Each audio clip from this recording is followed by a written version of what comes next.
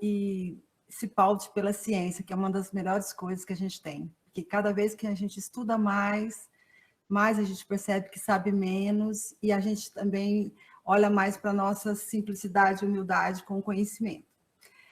Hoje, nós vamos falar, o tema que, para quem está, assim, a primeira reunião, nós estamos no eixo do teletrabalho, já houve, salvo engano, 3 reuniões nossas, e eu acho que não seria uma reunião, eu acho que são seminários, né? Já foram 3 seminários, porque para mim cada um dessas apresentações é um seminário. Hoje nós vamos tratar de um tema que ele não é atinente somente ao teletrabalho, porque a desconexão ela é inerente a toda a área do direito do trabalho. Só que nós vamos fazer um recorte e vamos observá-la pela ótica do teletrabalho.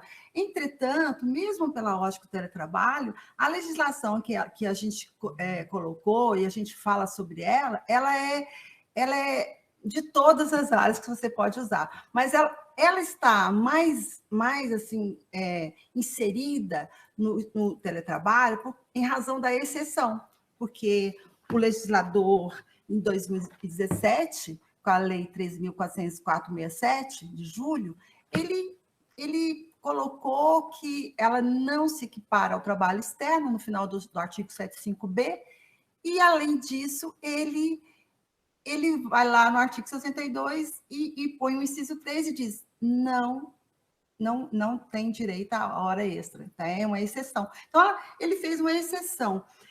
Então, para isso, nós vamos fazer essa análise com um viés crítico.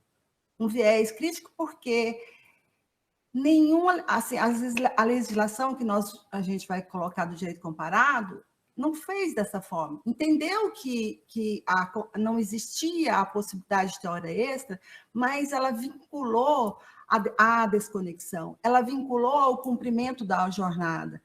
E o que difere isso? Eu ainda nem vou falar da legislação, então, eu quero dizer para vocês entenderem que, quando vincula, ela já faz um tom de mais de respeito à desconexão. Quando o legislador faz como o brasileiro fez, que ele diz que não se equipara ao trabalho externo, porque o trabalho externo também é uma exceção do 62, mas ele, se comprovar o controle, e ele tem o direito. Então, quer dizer, que ele nem permitiu isso, né? Você percebe? Quando ele fala que não se equipara ao trabalho externo, que ele não possibilita isso. Então, assim, vocês veem a gravidade do que foi feito com o teletrabalho. Mas ele, além disso, aí quando ele vai lá e diz que não faz jus às horas extras, como é o trabalho externo, e como, entendeu? Que está lá os itens 62 da exceção, a gente vai agora ver com uma outra ótica. Então, assim, o legislador, que é o direito comparado que eu faço, as meninas falarão, né, se der tempo hoje ainda, mas da Espanha, acho que vai dar, não sei se vai dar de Portugal, o legislador italiano, ele diz assim que realmente não tem como controlar, não faz jus adicional noturno, ele faz referência à questão das horas extras, mas ele diz que tem que cumprir a jornada estabelecida na convenção. Ele diz que tem que ter o respeito à desconexão. É certo que nós já temos isso na Constituição, nós temos que respeitar, mas quando o legislador faz dessa forma, você percebe que ele quer fechar essa possibilidade, né? Então, eu vou colocar o PowerPoint que eu coloquei. Eu espero, gente, que eu tenho uma facilidade de falar vendo o rosto, mas eu tenho de achar de conseguir falar sem olhar para o rosto de vocês, porque acho que vai ser assim de agora em diante, mesmo quando voltar. Então, eu vou ter que exercitar. Se eu falhar um pouquinho, vocês me perdoem, que vocês já viram que eu já estou mais à vontade para falar olhando o rostinho de vocês, mas eu espero que hoje eu consiga. Eu falei assim, não, agora acho que eu já estou mais tranquila, porque eu sou acostumada a dar aula, ver rostinho, né, e dar palestra com pessoas, e isso facilita essa relação, né, da minha segurança. Mas vou ver se eu consigo hoje. Depois vocês fazem as críticas devidas, tá? Eu vou colocar o PowerPoint. Deixa eu ver se eu consigo. Isso. compartilhar. Então, aqui, olha, eu já vou subir aqui para vocês. Vocês falem para mim se estão vendo, vocês estão vendo, gente, o meu PowerPoint? Só falam para mim, por favor. Aqui Sim, Sim. vendo. Estamos vendo. Sim, Patrícia. Então tá bom. Então, vamos agora, o nosso assunto, eu já vou trazer o conceito para vocês, porque sempre eu parto dessa parte do conceito. Por que eu coloco aqui? Vocês estão observando que eu falei o direito do trabalhador e o dever do empregador. O que passaria para vocês? Eu deveria falar que é só o direito, mas como a desconexão ela é um direito fundamental e ela está na Constituição, não é só um direito, é também uma obrigação do empregador em preservar a desconexão do trabalhador. Então, por isso, no meu conceito, eu fiz a junção desses dois. Então, o direito do trabalhador e o dever do empregador em preservar o trabalhador em seu descanso sem intervenção, na liberdade de usufruir dos períodos destinados aos intervalos diários, né, que aí tem interjornada, intrajornada, semanal, que é o descanso, anual, férias e as licenças, porque tem licenças médicas, tem licença em razão de atestados e licença quando é maior período, tem a licença prêmio, né? Então, são vários tipos de licença, então não há especifiquei. Então, aqui vocês observam que tudo isso, a desconexão, ela tem um escopo, recompor física e emocionalmente o trabalho. Aqui eu acresci essa palavra, porque daqui de resto, até aqui, a vírgula aqui, é porque nós estamos falando de todos os trabalhadores, mas com total desconexão tecnológica. Mas isso, a meu ver, aqui cabe para todos também, porque mesmo que a pessoa trabalhe, não seja teletrabalho, ela pode trabalhar de forma presencial, e quando ela sair, olha, o empregador está entrando em contato pelo WhatsApp, final de semana, quando ela está de férias, quando ela está de licença médica. Então, isso aqui ocorre com muita constância. Então, para vocês observarem, então, olha, vamos fazer as duas premissas, é muito importante. Um direito do trabalhador e o dever do empregador, que é um direito fundamental. Ele tem o dever de preservar. Então, você passando por essa premissa, é muito sério esse instituto. Então, nós vamos agora ver os fundamentos legais. Quando eu estava lendo o livro, eu vou pôr ele aqui, não sei se aparece para vocês, eu acho que não vai aparecer, porque na hora que eu voltar eu mostro. Esse livro Desconexão, que eu estava estudando, e eu sou uma pessoa que, quando eu vou estudar o livro, eu gosto de ver o rodapé, eu gosto de ler a motivação do autor, a primeira, do prefácio, e eu gosto de ler quem prefaciou, né? E quem prefaciou, por coincidência, quem era? Gente, o nosso professor. Eu achei tão ruim ele estar aqui, que eu ia até fazer uma homenagemzinha a ele.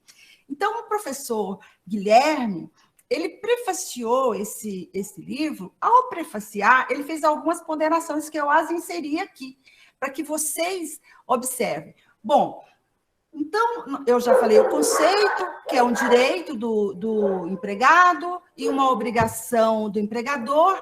Agora, vamos falar a base e os princípios que são fundantes desse instituto.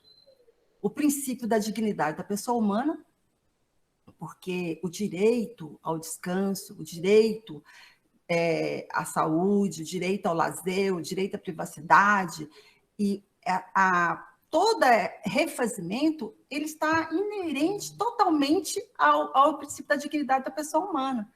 Então, quando vocês observarem por esse aspecto, vocês vão perceber a seriedade de violar a desconexão. E a dignidade da pessoa humana, ela tem um princípio, ela é um princípio robusto e ela está inerente à intangibilidade da pessoa humana. Então, nós já vimos que a necessidade do trabalhador, que tem a ver com a dignidade. Agora, vamos a um pouquinho mais para poder fazer as críticas devidas à forma que o legislador colocou a questão de não poder cobrar a hora extra e não observar e nem ter feito a conexão do teletrabalho com a desconexão. Quando ele fez isso, ele violou o princípio da igualdade. Porque os outros trabalhadores, todas têm esse direito. Ele tem o direito da desconexão. Quando ele diz que não se equipara ao trabalhador externo, quando ele vai lá no artigo 62, inciso 3, e diz que não é exceção do Instituto da questão da hora extra, ele está tratando ele de forma desigual. Porque os outros, até o trabalhador externo, que também, se não tiver controle, ele tem direito. Então, assim, vocês observam que aqui foi outra forma. Agora, eu vou fazer um parênteses aqui para poder fazer uma alusão sociológica do porquê dessa forma que o legislador nos imprimiu ao teletrabalho, a não existir as horas extras. O teletrabalho, todas as formas de tecnologia, ele está intrinsecamente ligado aos meios de produção. Que antes nós tivemos a forma do taylorismo, fordismo, tudo isso tinha um meio de produção concentrado na indústria, concentrado na fábrica, e isso tudo, todas essas formas de administração, fordismo, taylorismo, toyotismo, eles concentravam uma produção em sequência, e tudo isso fortaleceu a relação do trabalhador com o sindicato. Então, o trabalhador tinha uma forma, ao trabalhar na indústria, ao ter a relação com um colega de forma próxima e ser explorado, e todo mundo sentia esse meio de produção de forma de exploração, uniu o trabalhador. O que de consequência? Fortalecer as relações sindicais. E isso resultou em várias consequências para as empresas. A partir dessas situações, foram surgindo novas formas de produção, novas formas de fragilizar essa relação do trabalhador, essa conexão, essa junção, que é a terceirização, para enfraquecer mesmo essa relação, e também a questão do teletrabalho, que ela, apesar de ter várias questões positivas, ela vem como uma forma de melhorar a produção. E vocês observem que essa junção do lazer, que o escopo de imprimir essa legislação, do legislador, o escopo não é esse, né? Ele escreve que é para poder o trabalhador ter a condição, ter a forma de ele cuidar da vida familiar, mas, na verdade, quando se coloca dessa forma, que ele não tem esse acesso, não tem esse direito, entra, né, nessa questão de produção e de forma exploratória. E aí eu não estou falando só do teletrabalho. Do teletrabalho ainda dá um pouco uma margem de você buscar a justiça, né? Porque normalmente o teletrabalho ele é empregado, ele já tem uma proteção. Agora nós temos a uberização, nós temos o crowdwork, nós temos várias questões que fazem com que essa questão vá ser mais grave, vai entrar de forma mais acentuada a questão da exploração e da fragilidade do trabalho. Agora, então, por isso, eu fiz essa introdução para vocês entenderem por que chegarmos nisso. E, além disso, quando vocês veem essa questão da desconexão, ela também não é só imposta pelo trabalhador de forma clara, de forma transparente, de uma necessidade de meios de produção. Ela também é imprimida de forma assim, subliminar. Porque, como o Bauman fala, como Foucault já falou, e é que ela entra também na forma do medo. Então, porque o Bauman fala nisso, a questão das situações, das fragilidades, das questões de exploração, ela está intrinsecamente ligada ao medo. E o que a desconexão gera? Qual o medo que gera? O próprio nome fala você ficar desconecto, você perdeu o emprego. Então, quando a pessoa escolhe o teletrabalho e ela tende a querer aumentar a produção, para que ela também não perca seu emprego. E há também um outro complicador aí, que é o empregador, estando distante da produção, ele também tende a ficar inseguro para saber, ele está na casa dele, não está trabalhando, ele começa a exigir mais produção, para que ele sinta seguro que a mão de obra dele está fazendo jus à remuneração que ele paga, porque ela está produzindo de acordo com o que ele acha. Então, vocês percebem, são várias questões aí por detrás de toda essa legislação. São questões sociológicas, são questões de produção. Então, tudo isso tem que ser observado ao analisar esses artigos, analisar a legislação atual. Então, agora eu fiz esse intervalo para vocês observarem a questão do princípio da igualdade.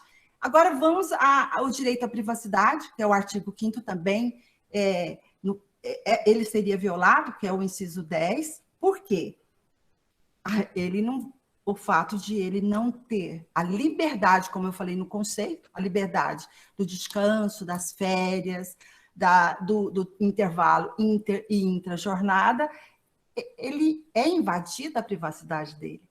O direito à saúde e lazer, no artigo 6º, isso aqui, agora, olha, aqui do artigo C, da privacidade, do princípio da igualdade, da dignidade, os dois, eu vou falar os dois que ficam, da igualdade, da privacidade, atinge alguns valores sérios do trabalhador, mas quando chega na dignidade da pessoa humana e a questão da saúde e do lazer, ele também vai atingir a questão do meio ambiente. A possibilidade de acontecer acidente, o cansaço, as doenças, que eu não vou tratar desse assunto, porque nós teremos um seminário só sobre isso, então eu só quero fazer uma remissão a isso.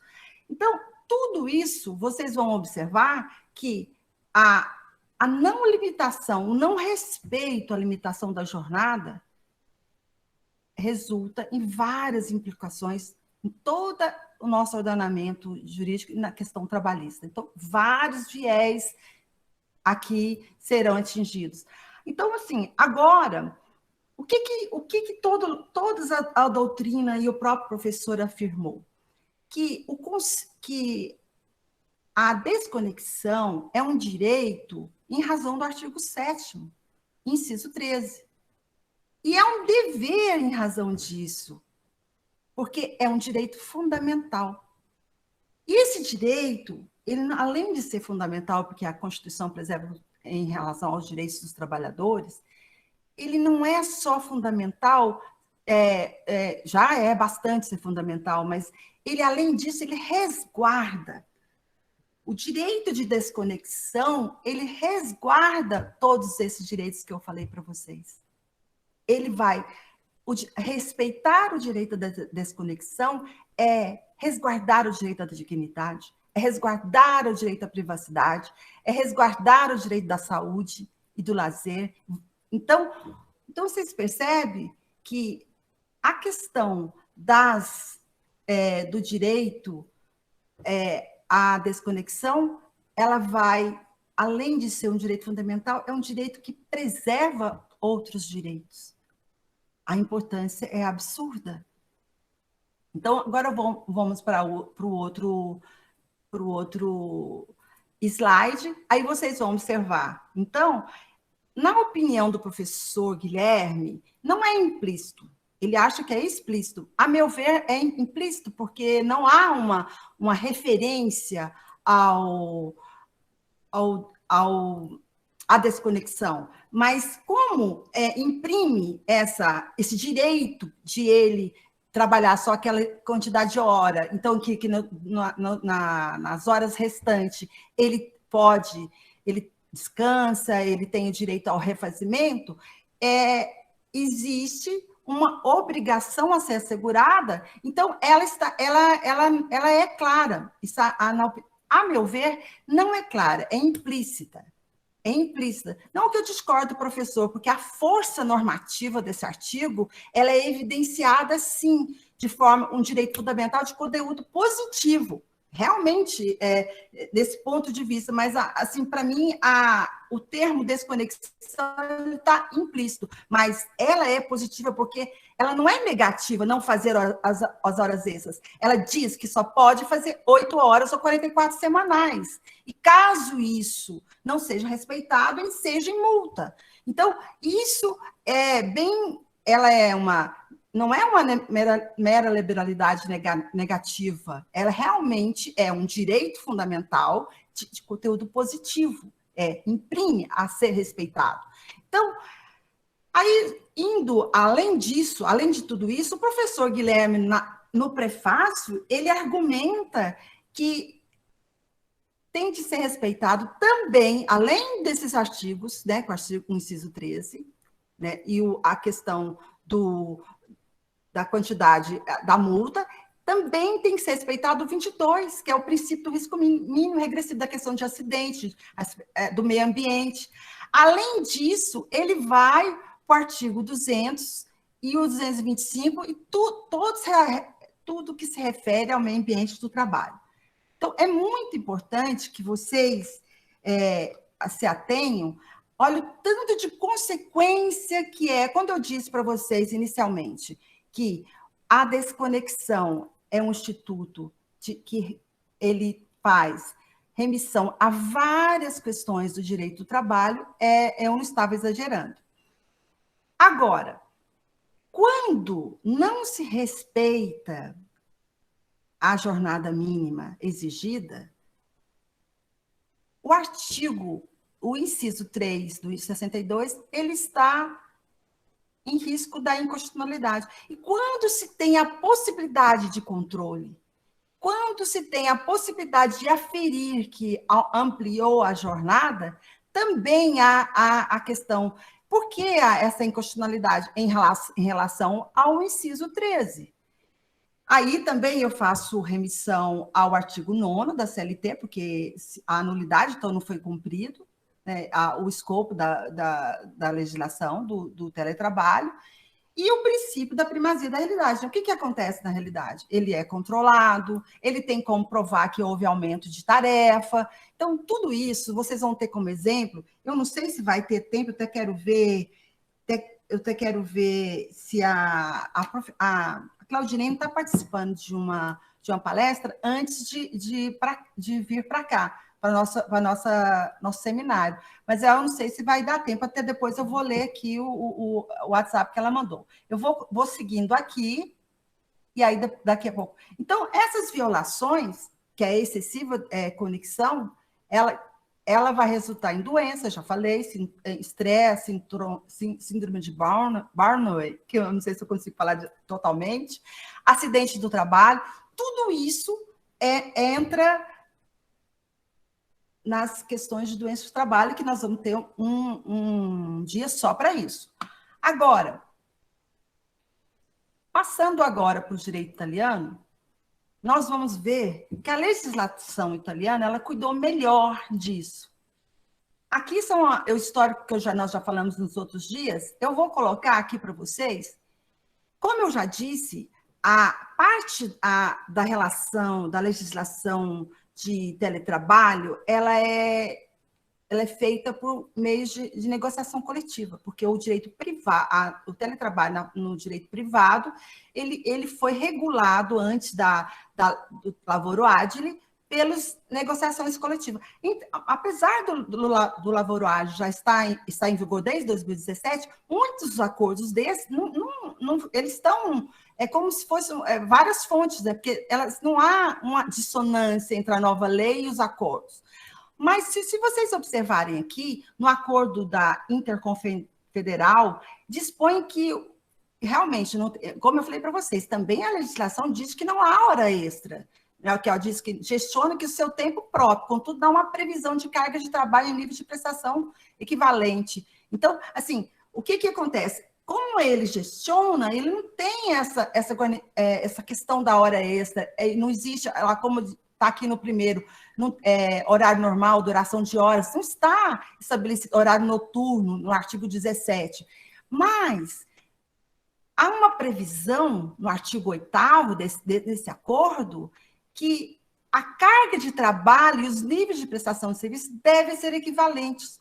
Olha, se o legislador brasileiro fizesse somente isso, ele já ajudaria a abertura da questão da prova. Olha o que está escrito. Os níveis de prestação de serviços devem ser equivalentes aos trabalhadores que desempenham a prestação no ambiente da empresa. Artigo 8º.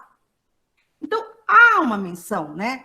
Então, se vocês veem isso aqui já dá um cuidado diferente do legislador italiano em relação ao brasileiro. Ele já diz, olha, tem que ter a mesma carga de serviço da empresa interna e ele tem que ser observado isso. Agora, o que acontece na nova legislação do lavoro agile na Itália? O que ele faz? Os trabalhadores são...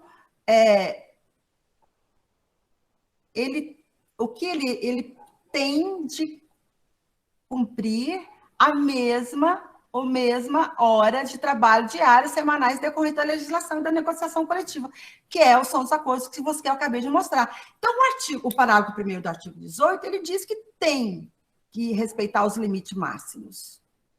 Vocês veem que a forma, o cuidado é diferente. Fala, tem que respeitar, não faz jus, mas tem de respeitar. O legislador já cuidou de fazer essa obrigação. É diferente do nosso legislador. Ele já disse que não. Então, já dificulta a questão do deferimento das horas extras. Então, vamos para o artigo 19, que é o próximo aqui, que eu já vou finalizando, para eu passar... Eu não sei se vai ser a Claudirene ou eu já vou passar para Larissa, falado pelo direito da Espanha. Aqui ele trata exclusivamente do nosso tema, que é a desconexão. Olha só, o acordo também identifica os tempos de descanso do trabalhador. Bem, o acordo, porque, no caso, como é aqui no Brasil, é feito de forma bilateral, né,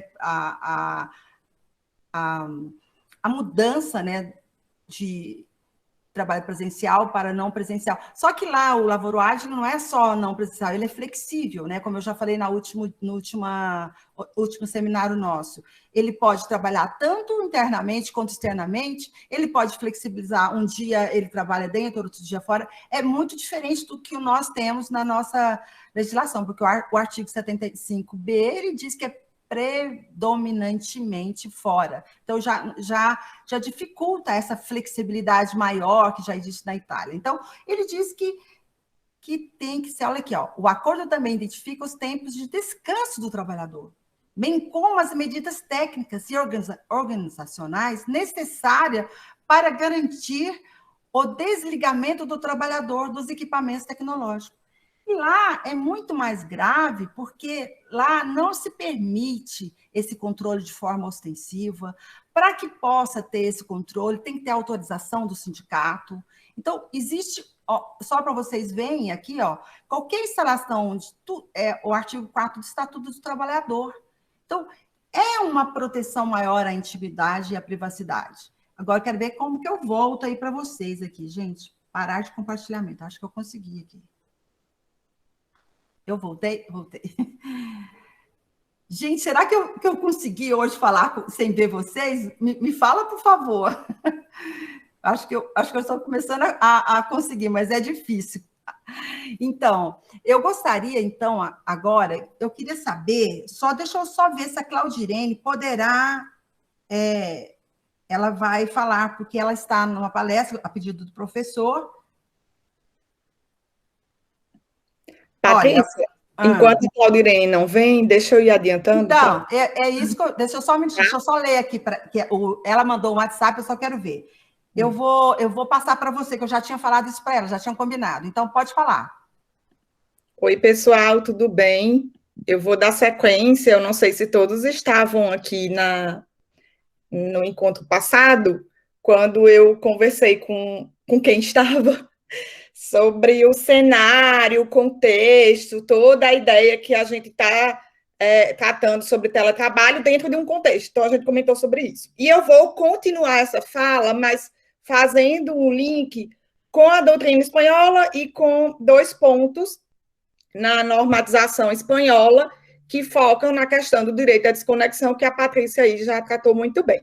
Então, essa questão do tema do direito à desconexão na Espanha, e o meu foco é na Espanha, a gente encontra 2 normas específicas, não só são essas normas, são 2 normas específicas sobre isso. Uma, ela está justamente na lei do teletrabalho, tem uma disposição muito clara, e tem também uma disposição que é anterior à lei do teletrabalho, na lei de proteção de dados pessoais e garantia dos direitos digitais da Espanha, que vem inspirada ali na RGPD. Então, a gente tem uma previsão lá no artigo 88 dessa lei orgânica de 2018, que é a lei orgânica número 3 de 2018, que é de proteção de dados e garantia dos direitos digitais, dizendo lá claramente que o trabalhador tem direito à desconexão digital, certo? É de 2018. E afirma que ele tem direito à desconexão digital para garantir o descanso, o respeito ao horário de trabalho, às férias e, pessoal, e a privacidade. Então, vejam que eles linkam a norma do direito à desconexão do trabalhador à própria observância da privacidade. Por quê? Porque é uma norma que trata, essa lei orgânica é uma norma que trata da proteção de dados e dos direitos digitais, por isso que há esse link. E quando a gente fala em direito à desconexão, a gente tem que pensar na questão da privacidade. E o conceito de privacidade, ele não se reduz àquela ideia de estar só do direito americano. A gente tem uma ampliação do conceito de privacidade dentro desse cenário de proteção de dados que eu delineei para vocês na aula passada, no encontro passado, tá? Então, essa noção de privacidade, ela é muito mais ampla e ela está ligada à questão da autodeterminação informativa, que é dar ao titular dos dados o poder de controlar esses dados. E dentro desse poder de controle dos dados está inserida a questão desse respeito do direito fundamental à privacidade. Então, as coisas se interligam. Então, esse artigo aí, 88, da Lei de Proteção de Dados e Direito Digital, ou seja, não é só uma lei de proteção de dados, ela fala proteção de dados e garantia dos direitos digitais. Esse artigo 88 diz que a obrigatoriedade do cumprimento, da observância desse direito à desconexão visa a proteção da pessoa, do trabalhador e da sua família, tá? E isso, pessoal, dentro daquela valorização da representação do trabalhador, do ator social que representa parte hipossuficiente, a lei também traz de forma expressa a questão da negociação coletiva. Então, diz lá que essa previsão ela pode ser, inclusive, estruturada numa negociação coletiva ou num acordo coletivo ali, feito com os representantes dos trabalhadores, ouvindo, pessoal, os representantes. Há uma participação intensa do sindicato aí nessa formulação de políticas dentro da empresa voltadas ao respeito do direito à desconexão. Então, vejam, a lei, além de trazer toda a especificação em relação à desconexão, e eu não vou ficar lendo a lei, eu detesto isso, vocês sabem ler, vocês vão lá e leiam, eu não estou aqui para isso, eu estou aqui para fazer os links. A lei, além de trazer a previsão do direito à desconexão, conversa essa previsão com o direito à privacidade e também traz, pessoal, de certa forma, uma limitação ao poder empregatício.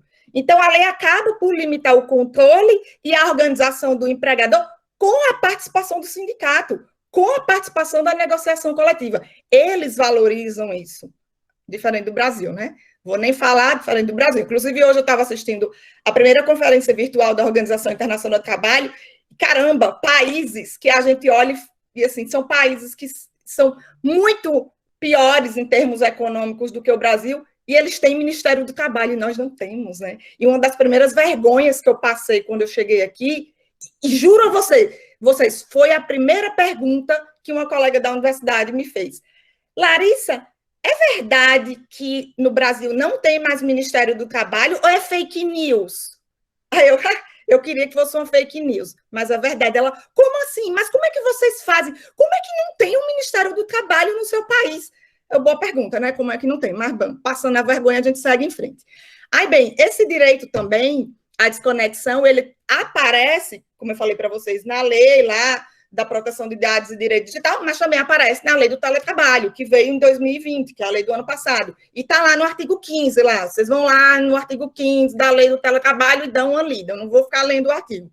E ele fala lá, a relação que o artigo faz, sim, é artigo 15 e 18, viu? O 15, na verdade, faz uma relação da desconexão com, pessoal, prevenção de riscos ocupacionais.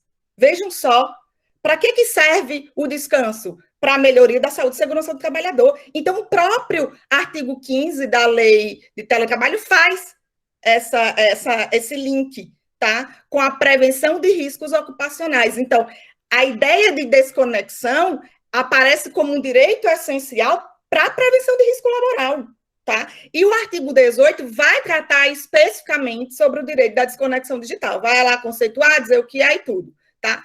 Então, é a norma específica. Eu quero ler só sobre o direito, diretamente sobre o direito da desconexão digital na Lei Espanhola do Teletrabalho, artigo 18. Artigo 15 vai fazer o link do direito à desconexão com o meio ambiente do trabalho, com a saúde e segurança do trabalhador. Só que a doutrina espanhola levanta um questionamento e diz assim, será que realmente esse direito existe, né? Será que a gente realmente pode falar de um direito à desconexão, ao direito à desconexão tecnológica?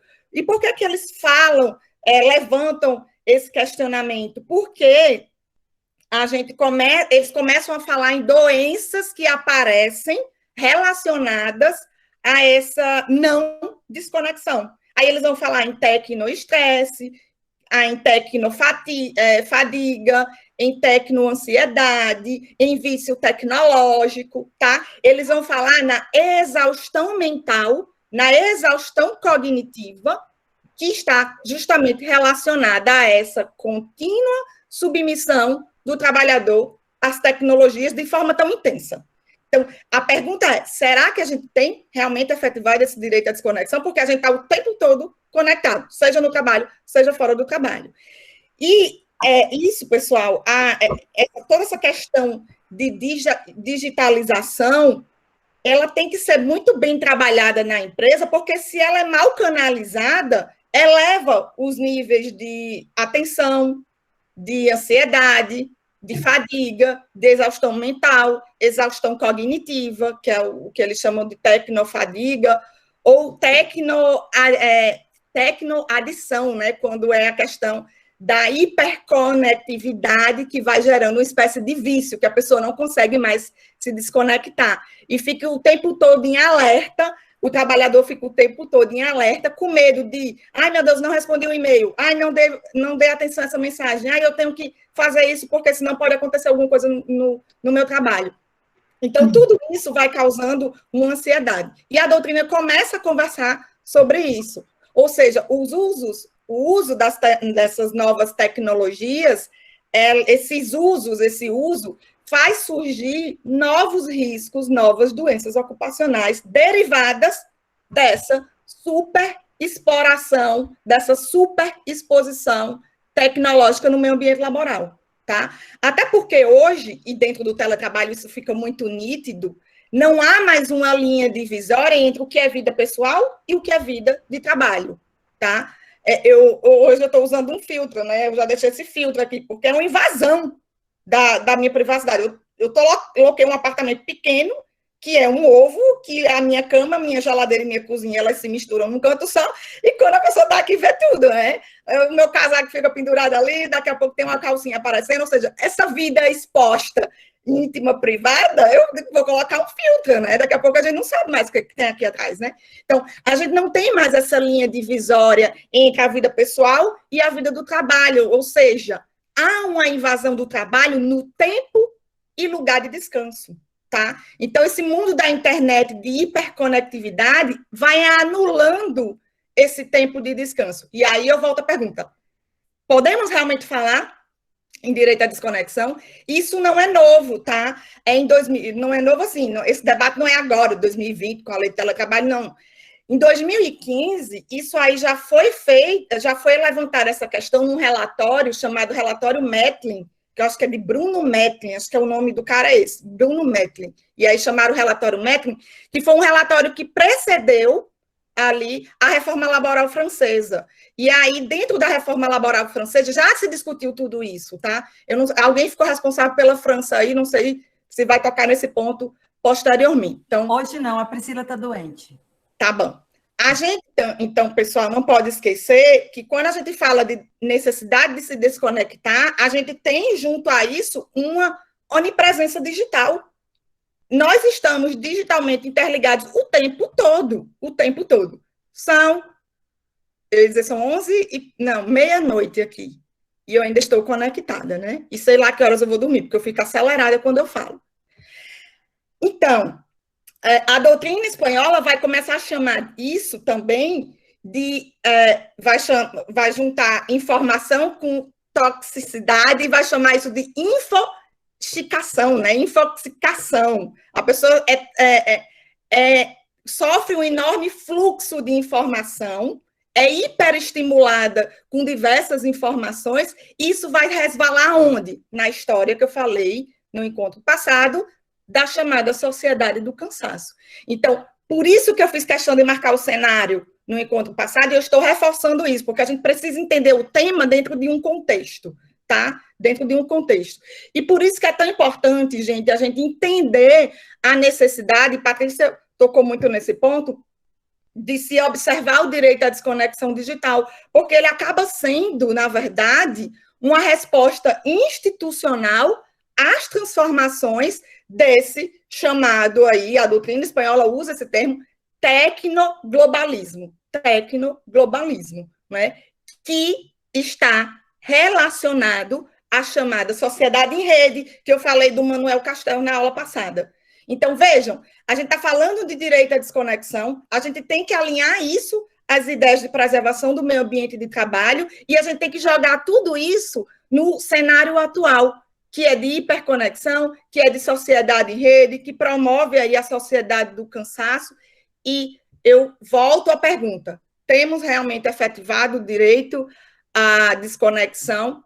Não vou falar da realidade espanhola, porque não é a realidade que a gente vive. No Brasil, a gente consegue ter isso realmente efetivado? A gente consegue ter isso realmente observado, né? Fica aí para reflexão, e eu encerro a minha fala, volto a palavra para a Patrícia. Obrigada, gente. Obrigada, Larissa, como sempre, brilhante. Eu vou passar a palavra para a Cíntia, porque ela vai falar de Portugal. Depois, a Claudirene já terminou o seminário que ela está participando, e ela falará para nós sobre a jurisprudência brasileira, ela está trazendo muita coisa interessante para nós. Então, Cíntia, meu amor, é sua vez. Olá, boa noite a todos e a todas, aos campineiros aí de plantão e a todos que chegaram também, Lauro. Bom, eu brinquei aqui no chat que o Lauro é nosso referência de teletrabalho e também, mais do que isso, de onipresença virtual, né, Lauro? Ele falou que não está me vendo, não está vendo aqui. A Larissa já está rindo aqui, mas... Não, porque eu não sei como é que Lauro consegue. Sério, eu fico angustiada, porque é um monte de evento, é um monte de informação, um monte de conhecimento. E, meu Deus, eu não posso participar de nada. Eu estou passando na tese e dando atenção ao escritório, né? E o Lauro está em não sei quantos mil eventos. Não, com certeza. Eu vou só aqui, eu só fiz esse parênteses para a gente brincar um pouquinho, mas eu queria apresentar aqui para vocês rapidamente, e eu acho que já está aqui, uma janela, então, aqui, vamos lá, você vai ser certinho, compartilhando, ver se está apresentando aí, estão apresentando? Está aparecendo, acho que está agora, né? Beleza. Bom, vence um tempo. Na verdade, a gente está acostumado, e aí eu estou falando sobre preocupações segundo a doutrina portuguesa, tá? Porque em Portugal não há uma expressa conceituação prevista em lei, nem por legislação periférica, ou melhor, de legislação esparsa, nem no Código do Trabalho português, tá? Não há uma previsão da desconexão, mas há muita discussão, e é uma pena que a gente não tenha a França aqui hoje, porque a França que puxou essas discussões. O João Leal Amado escreveu um texto, depois eu colaboro aqui com vocês, ou não sei se a Ana Paula também, eu vi ela comentando, acho que leu também, da Jus Labores, que ele comenta sobre essas discussões lá em Portugal. E se tiver o texto aí do Jus Labores, do João Leal Amado, Ana Paula, pode compartilhar, por favor. Depois eu vou compartilhar aqui também uma dissertação de mestrado, na qual me baseei aqui para apresentar para vocês, tá?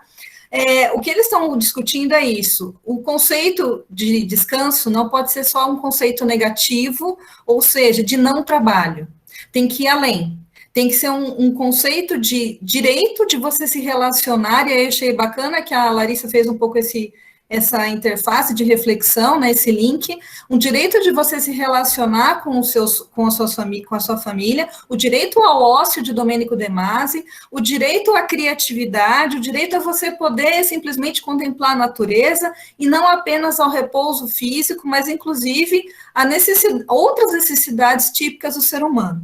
Então, o João Leal Amado é pesado, ele chega e compara realmente, né, a parte do trabalho com a escravidão, porque ele fala que antes a gente vendia o corpo, hoje nós vendemos o tempo, e aí ele já começa com esse impacto de relação, justamente por quê? Porque ele está falando sobre venda de tempo, liberdade, tempo de alienação, e aí salvaguarda de autodisponibilidade. Eu achei muito legal esse conceito de salvaguarda de autodisponibilidade, porque a verdade que a gente tem que se perguntar é, o que sobra de tempo para eu poder alienar e eu poder usar, usufruir, e eu poder falar que ainda é meu, que ainda faz parte da minha personalidade humana. Então, Portugal se compara, e aí essa dissertação de mestrado já estava até desatualizada, e eu peguei aqui para vocês uma estatística de horas de trabalho dentro da Organização de Cooperação de Desenvolvimento Econômico, né, a OCDE, agora de 2019 foi a última, e eles falam sobre a quantidade de tempos, de média de horas de tempo anuais que são alienadas, e ali olhando não só para trabalhadores assalariados, como também para uma média anual trabalhada, segundo horas efetivamente trabalhadas por ano, por pessoas empregadas em meio período, período integral, contabilizando horas extras, remuneradas e não remuneradas, eles olham para isso, tá? E aí, por que eu estou falando de não remuneradas? Porque existe aí nós vamos para as discussões de Portugal. O direito de desconexão em Portugal, ele é também um direito que se preocupa com a hiperconectividade, que a Larissa colocou aqui, com a interatividade e sedentarismo, segundo vários doutrinadores, e a Tereza Coelho Moreira fala da sinistralidade laboral e partilha de empregos. Então, o que você pensa é o seguinte, uma pessoa extremamente capacitada não tem mais tempo de sobra, porque todo o tempo dela está alienado para a empresa, e automaticamente aquela empresa não vê a necessidade de empregar mais pessoas, então eu não tenho partilha de empregos, de postos de trabalho. E a sinistralidade laboral seria realmente essa possibilidade de aumentar a capacidade de adoecimento. Então, eles discutem isso dentro da dogmática, né, ali dentro da doutrina portuguesa, e aí eles começam a falar sobre a duração máxima de prestação laboral reconhecida como um valor fundamental para a proteção do trabalhador, e como a Patrícia Helena também colocou aqui. E o trabalho socialmente dignificante, uma outra expressão que eu achei interessante, porque ele concilia a vida profissional com a vida familiar. E aí sim eu entro na definição do artigo 197 do Código do Trabalho, que fala aqui, qualquer período durante o qual o trabalhador exerce atividade ou permanece adstrito, e aí circulem isso, permanece adstrito, a realização da prestação, bem como as interrupções dos intervalos previstos. Eles estão falando aqui, gente, do permanece adstrito, de tempos que você trabalha que não são remunerados, que não são compensados, mas que estão sendo alienados para a empresa. Então, a discussão deles, quando eles falam de desconexão, é inclusive pensando nesses períodos de tempo. E aí, o artigo 197 do Código de Trabalho define o tempo de trabalho. Mas aqui, né, nessa definição de tempo de trabalho, você vê que eles eles falam assim, olha, não foi definido ainda até hoje o que é tempo que permanece adstrito à realização da prestação laboral. Eles não tiveram uma solução, estão ainda discutindo sobre isso daí, mas eles lançaram luzes, lançaram focos, que aí os riscos, né, que eles veem é que se você não consegue definir desconexão, você também não consegue definir até que ponto as minhas relações pessoais, familiares estão sendo preservadas, e aí por isso o direito à sua privacidade e à sua dignidade humana, e aí a dignidade social, de novo, o termo dignidade social bem colocado. O segundo problema é da hiperconexão, que é a saúde do trabalhador, né? Então, enquanto eles não tenham uma definição de desconexão, isso continua, né? E aí vem psiquiatra Pedro do Morgado, um português, que fala que convém ressaltar que há efeitos positivos de um equilíbrio que são coletivamente, socialmente importantes de se destacar. E por isso o termo desconexão precisava ser um tema de pauta, de discussão tripartite aí, né? E aí a questão da exaustão laboral, eles também falam do burnout, falam também, discutem sobre isso, né? E eles estão, assim, se preocupando em falar da máxima prestação laboral, ela é reconhecida, só que, adivinhem, o Código Português coloca várias exceções, entre elas, força maior, onde o trabalhador é empregado a trabalhar excepcionalmente, quando o trabalho, por uma necessidade também da atividade econômica da empresa, ele não pode, não chega a ser viável para contratar novas pessoas, mas há uma necessidade imperiosa daquele trabalhador se dispor para a empresa. Então, tem também exceções, e isso tudo dentro de alguns artigos do próprio Código de Trabalho. Então, ele falou, bom, se estão definindo as exceções, a regra seria eu ter um tempo específico. Mas estão definindo exceções, então, por que não está se definindo direito de desconexão? E aí eles começam a falar sobre isso, né? E aí você vê aqui que na era das novas tecnologias de informação e comunicação, quais são...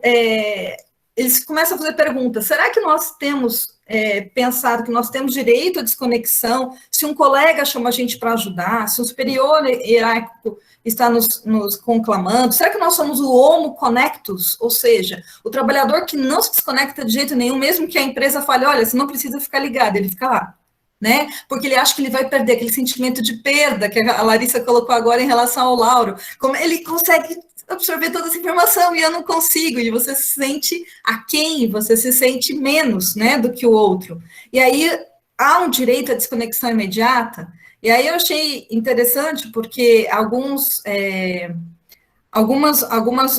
assim, reportagens que a gente vê, vai falar, não sei se vocês conseguem ver, acho que ainda não, né, eu vou parar aqui do que eu estava apresentando. Vou parar a apresentação e vou compartilhar a tela de novo aqui, porque uma imagem muito interessante aqui. Compartilhar de novo com vocês. Só que eu vou compartilhar só a tela agora. Vamos lá. Tela inteira aqui. Aqui. Olha isso, gente. Lamentamos a interrupção. Este trabalhador vai ser desligado.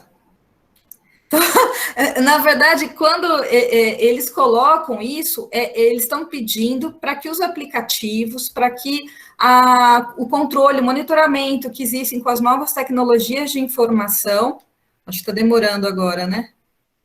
Eles estão pedindo exatamente, acho que agora foi, lamentamos a interrupção, este trabalhador vai ser desligado. Então, o cara está na praia e está recebendo uma conexão do empregador ali. E quem vai ser desconectado não é aquele que está na praia, é quem está enviando. Então, quando eles estão discutindo sobre isso e sobre assinalar legalmente a desconexão, eles estão falando que, olha, se você tiver algum tipo de app que faz o monitoramento dos trabalhadores, que seja para a saúde mental dele, que significa desconexão. E quem tem que ser advertido não é aquele que não está respondendo, mas é aquele que está enviando a mensagem.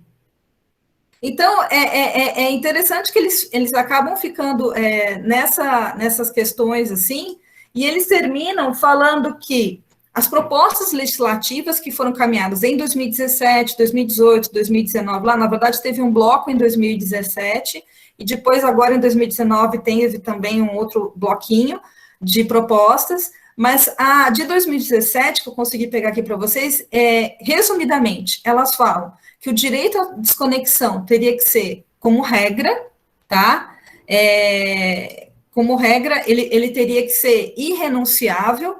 Direito ao descanso do trabalhador também seria uma questão, assim, como regra, e a exceção seria a perturbação, né, uma exceção, e se essa exceção fosse repetida, que fosse previsto o assédio moral como penalidade máxima, e não apenas uma mera advertência à empresa, mas uma previsão de assédio baseada no incômodo que essas chamadas, né, para o trabalho, para as reconexões de trabalho, não persistissem. E realmente fosse mais, entre aspas, aí, sagrado o direito ao não trabalho, ao direito ao descanso. Eles colocam uma crítica da gente ficar mencionando sempre no aspecto negativo, que não é só você falar não trabalho, mas é você falar, não, eu tenho direito ao descanso, ele tem o dever de me respeitar. E aí o regime sancionatório mais claro. Uma outra questão que eu coloquei aqui no item 1, que é um dos itens que faço um resumo, né, de 3 apontamentos, é que tudo isso, gente, é a questão da casuística, né? Seria muito pueril e imaturo eles estarem prevendo todas as formas de conexão excepcional em período de descanso. Então, o que eles colocam? Que deve ser previsto por negociação coletiva. Né? Então, todas essas propostas legislativas, nenhuma delas foi aprovada, estão em andamento, algumas delas, mas resumidamente, elas falam do direito à desconexão como regra, da negociação para prever casuisticamente umas exceções ser sempre coletiva, né? E o regime sancionatório mais claro, com inclusive previsão de assédio para perturbação do direito do descanso do trabalhador. Tá? Então, eu acho que sobre Portugal, que me cumpria falar rapidamente, é isso, né? Teria muito mais coisa, mas eu estourei meus minutos, né, Patrícia? 15 minutos cravados aí. Não, mas se tiver mais alguma coisa, o professor falou que agora o tempo não pode ser obstáculo para a ciência. Ah, tá. Então, eu vou só compartilhar a tela aqui de novo, aí eu rapidamente, aqui sugestão do João Leal Amado, comecei com ele, vou terminar com ele também. Em relação ao João Leal Amado, nesse texto do Jus Labores, ele fala, olha, entende-se, sugestão dele para modificação legislativa, né? Entende-se por período de descanso o que não seja tempo de trabalho. O período de descanso deve corresponder a um tempo de desconexão profissional, e aí eles falam esse termo, desconexão profissional. As formas de garantir o tempo de desconexão profissional, designadamente através da não utilização das tecnologias de informação e comunicação, durante o período de descanso do trabalhador, podem ser estabelecidas mediante instrumento de regulamentação coletiva de trabalho.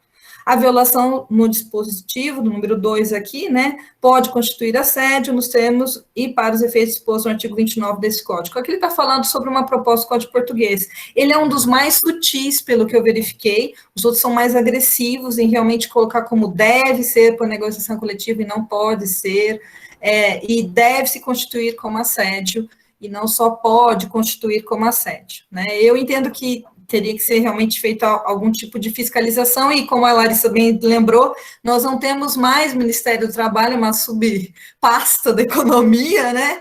Então, assim, nós estamos realmente muito aquém do que poderíamos ter e estruturar em termos de direito à desconexão, né? Se lá eles têm uma negociação coletiva mais eficiente, nós aqui não temos. Se lá eles têm uma fiscalização mais eficiente, nós aqui não temos, como nós vamos conseguir disciplinar o direito de desconexão? Né? Aí é uma questão que a gente precisa pensar muito, se unir muito aqui para divagar sobre o assunto, né? Mas seria isso daqui, gente. Obrigada, e qualquer coisa estou à disposição também. Parar aqui a apresentação. Vamos ver se eu consigo parar, pronto. Muito obrigada, Cíntia, maravilhosa, como sempre também. A Claudirene, infelizmente, está lá no outro seminário, que o professor pediu para ela substituí-lo, e está lá. Né? Hoje, você sabe, houve algumas mudanças em razão da impermanência que a vida nos traz. Então, nós vamos deixar a apresentação da Claudirene a respeito da jurisprudência dos nossos tribunais no próximo. A gente vai ajeitar e ela falará no próximo. O que eu posso adiantar a vocês que toda aquela premissa que eu construí, que o artigo 62, inciso 3, caso o empregado comprove o controle, comprove o excesso de trabalho, se ele fizer toda essa dinâmica, esse artigo, em relação ao artigo 7º, inciso 13, ele se torna inconstitucional. Então, nós vimos isso na jurisprudência. Eu fiquei muito contente, jurisprudência, assim, do mês passado. Então, isso eu posso adiantar para vocês, só para vocês terem um spoiler. Né? E aí vocês vão... Então, assim, tem várias... O TST já tem uma tendência, quando ele foi fazer aquela súmula do sobreaviso, a questão. E também vários pedidos, né, de horas extras por causa de excesso de jornada. Como é que é a expressão mesmo que se usa, que eu esqueci agora? Gente, me ajuda aí, por favor. Quando a pessoa ela não tem o lazer, como é que é o nome que é usual assim, ganhar na justiça? É um dano moral... Dano existencial. Muito obrigada! Eu esqueci a palavra. O dano existencial já é a base para isso. Então assim, não é uma situação nova, como disse a Larissa, como diz a Cíntia, nem como eu disse, é um tema que ele é inerente não é inerente só ao teletrabalho, né? Então, eu queria agradecer a vocês e queria saber se tem perguntas. Eu não olhei para saber se tem perguntas. Hein, gente? Se tiver perguntas, deixa eu ver se eu acho aqui como é que... E, especialmente em relação à questão da jornada de trabalho, do controle de jornada. Patrícia, eu vou tentar apresentar, mas eu estou achando que eu vou... Você apresentaria para mim, Patrícia, por gentileza, as minhas telas? Se você conseguir, porque eu tô aqui, deixa eu verificar aqui, ele está me dizendo, deixa eu ver se ele aceita aqui, vamos ver. Não, ele está dizendo que o Firefox não permite o acesso à minha tela. A Patrícia recebeu as minhas telas aí, eu pediria para ela se ela poderia apresentar para mim. De qualquer sorte, os senhores também as têm, né, no material, a Patrícia já passou. Consegue, Patrícia? Está sem som, Patrícia. A outra que eu ainda não sei fazer aqui. Gente, é porque eu sou acostumada a usar o iPad e o meu Mac. E eu estou usando o computador normal. Então, eu apanho aqui mas já estou conseguindo aqui. A Patrícia está conseguindo. Pois bem, então eu vou começando a falar, até porque os senhores têm esses slides nossos, a Patrícia mandou no grupo, então os senhores conseguem acompanhar. Num primeiro momento, eu falo a respeito da tese que foi fixada na segunda jornada de Direito Material e Processual do Trabalho, que foi o enunciado número 71 dessa jornada. Nessa jornada, é importante registrar também que participaram as nossas colegas, né, Olívia e a Gabriela, que também apresentaram tese, inclusive nessa direção, nessa mesma direção do que veio a ser consolidado, então, como o enunciado número 71 dessa jornada. E nesse enunciado 71, como os senhores podem verificar, restou então fixado que são devidas horas extras em regime de teletrabalho, assegurado em qualquer caso, né, o direito ao repouso semanal remunerado. Isso é, então, uma interpretação que se dá ao artigo 62, inciso 3, e o parágrafo único do artigo 6º da CLT, além dos artigos 7º, né, inciso 13 e 15 da Constituição Federal, e do artigo 7º, E, G e H da Convenção Americana sobre Direitos Humanos, em matérias de direitos econômicos, que é o Protocolo de São Salvador. O que diz essas letras, né, desse Protocolo de São Salvador? Ele diz justamente do direito do trabalhador ao descanso semanal remunerado e a uma jornada controlada, até mesmo porque no artigo antecedente ele trata da questão da saúde do trabalhador. Pois bem, Isso posto, nós verificamos que o que nós vamos verificar hoje na prática é que, não obstante nós ainda não tenhamos uma jurisprudência do TST analisando especificamente a questão do artigo 62, inciso 3 da CLT, nós temos, então, uma jurisprudência, nós podemos olhar pelo retrovisor para verificar, Patrícia, por gentileza, pode passar para a próxima tela, por gentileza.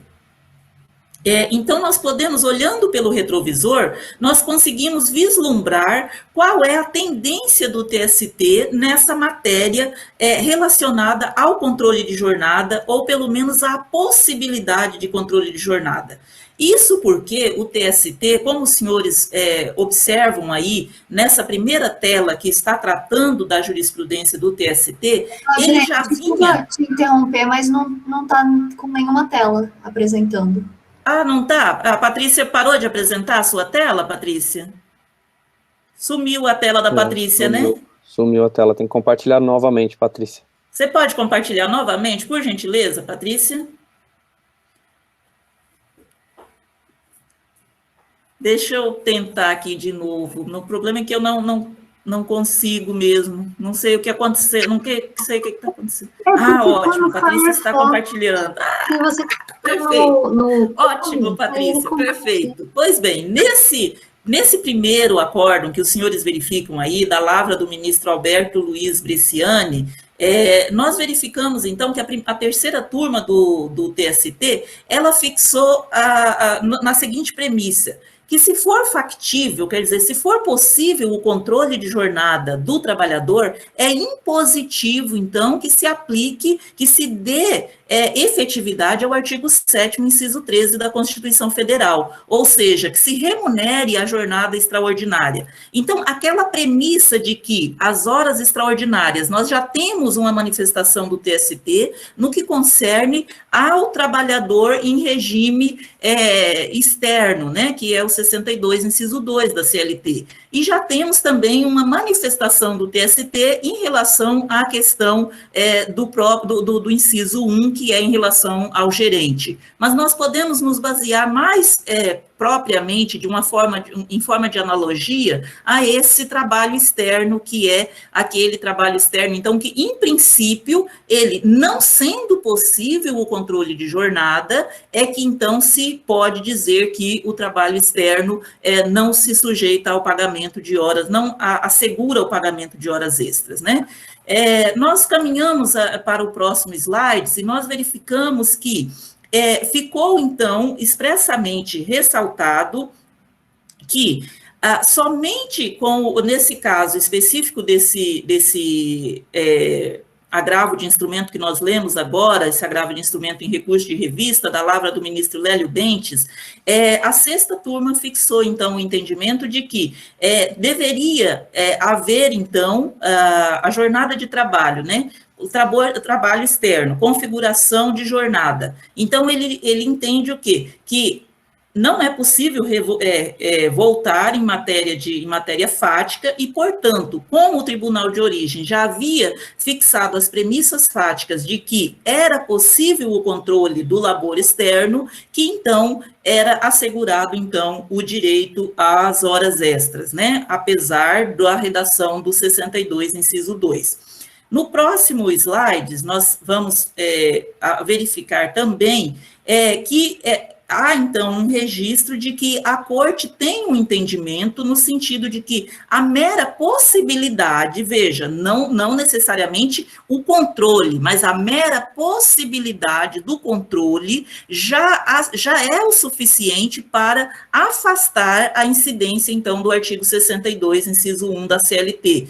Ele diz que, no mais, né, restou provado que o trabalhador, ele era, então, submetido ao controle fático da jornada. Então, veja, ainda que ele não fosse submetido a esse controle fático, a possibilidade de sê-lo já lhe asseguraria as horas extras, caso, então, o empregador não comprovasse esse controle de jornada. Pois bem, então nós falamos então para os senhores que essa janela, né, esse retrovisor, essa retrospecção nos permite ter em mente qual será, melhor dizendo, o entendimento da jurisprudência do TST no que concerne ao artigo 62, inciso 3 da CLT. Avançando então, senhores, eu só questiono se nós continuamos ou se nós, em razão do adiantado da hora, se paramos por aqui e continuamos na próxima sentada. Eu peço especialmente a Olívia e a Gabriela, né, que são as coordenadoras na ausência do professor Guilherme, o que as senhoras me dizem, colegas? Então, Claudirene, seria mais por você mesmo. Se você acha que vai render mais no próximo encontro, que você vai poder falar com mais calma, eu acho que a gente poderia deixar para o próximo, sem problemas. Bom, então vamos ouvir a Patrícia, que é a nossa coordenadora. O Lauro está dizendo que prefere deixar para a próxima, porque eu fiz o pessoal precisa sair. Então, Patrícia, se me permite, eu acho que nós podemos deixar para falar, se me permite, Patrícia, você que é a organizadora do nosso grupo, mas se a Patrícia me der licença,